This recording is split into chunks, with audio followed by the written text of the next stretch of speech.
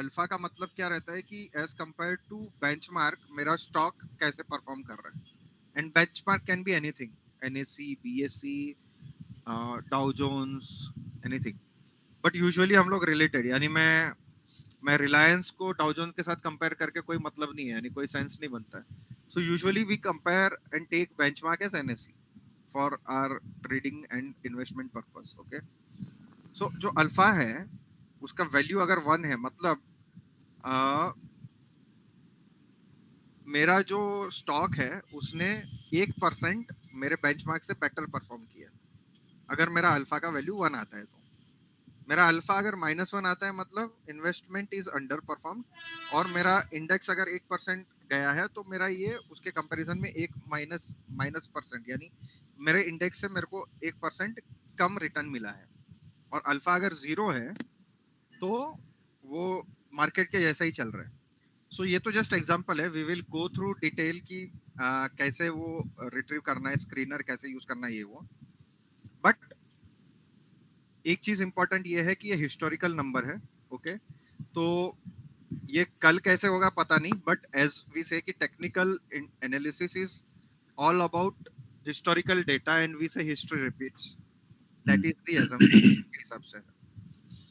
तो ये हो गया अल्फा। सो अल्फा का समरी ये है कि अल्फा अगर पॉजिटिव है मतलब मेरा स्टॉक, मैंने मेरे इंडेक्स एनएससी से या बीएससी से जिससे भी मैं कंपेयर कर रहा हूँ उससे बेटर परफॉर्म कर रहा है। 0 है मतलब उसका परफॉर्मेंस सेम है, और नेगेटिव है मतलब उससे कम परफॉर्म कर रहा है। Okay, now second concept is beta. Okay, so beta indicates volatility of a stock. Okay, तो वो स्टॉक बोलो, फंड बोलो, कुछ भी बोलो, सब में रहता है वो। ओके, तो ये इसका जो बेसलाइन नंबर रहता है वो 1 रहता है।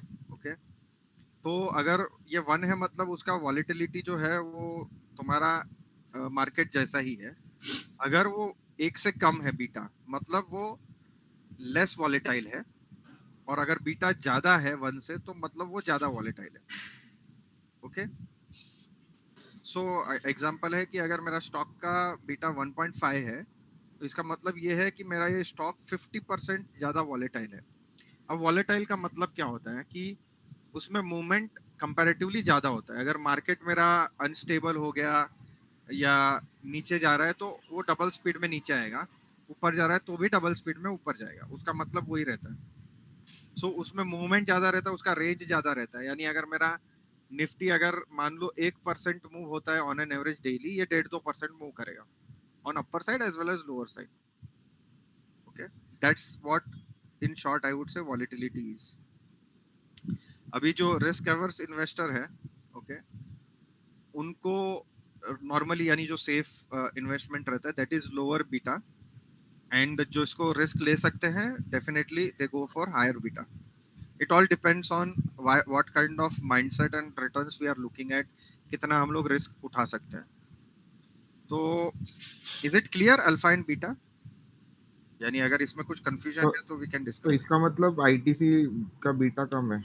अरे हाँ, लेकिन वो हम देखेंगे, यानी वो स्टॉक का अपने को स्क्रीनर पे जाके हम खुद देख लेंगे कि किसका डेटा क्या है। बट ये है कि हाँ, जो वॉलेटिल कम है उसका बीटा कम होता है। अच्छा, ओके, और तो अभी ये इंफॉर्मेशन से मैं बोलता हूँ लॉजिकली सोच के तुम बताओ कि तुमको कैसे स्टॉक्स टारगेट करने चाहिए। तुम दूसरा सब भूल जाओ, ग्राफ भूल जाओ, कौन से फेज में है भूल जाओ, स्टेज भूल जाओ। मैं अगर तुमको एक लिस्ट देता हूँ कि ये मेरा अल्फा का लिस्ट है, ये बीटा का लिस्ट है, तुमको चूज करना है, what will you choose?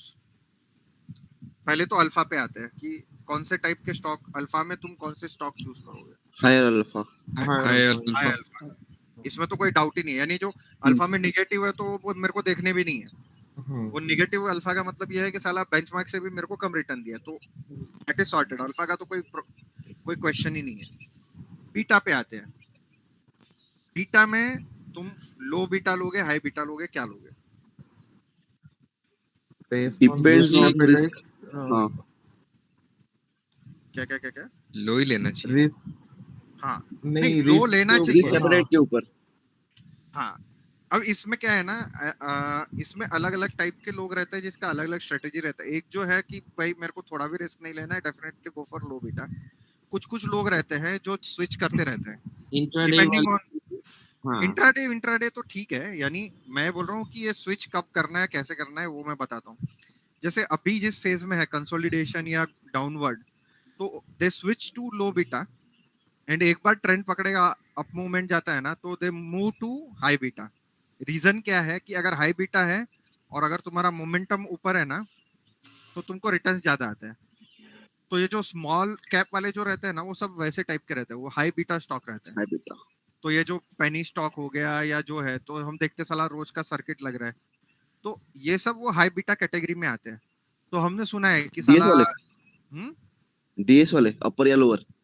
Yes yes yes, upper lower, और डीएस हो गया, फिर अपना चिरंजीव के भी वैसे ही रहते हैं, और भूषण भी of late he has invested in such stocks, but knowingly unknowingly, यानी वी विल सी दैट। तो अपने पास एक स्क्रीनर है, I will take you there, उस पे हम लोग अल्फा बीटा का स्क्रीनर देखेंगे, and then we can definitely see अपना स्टॉक किधर है, क्या है।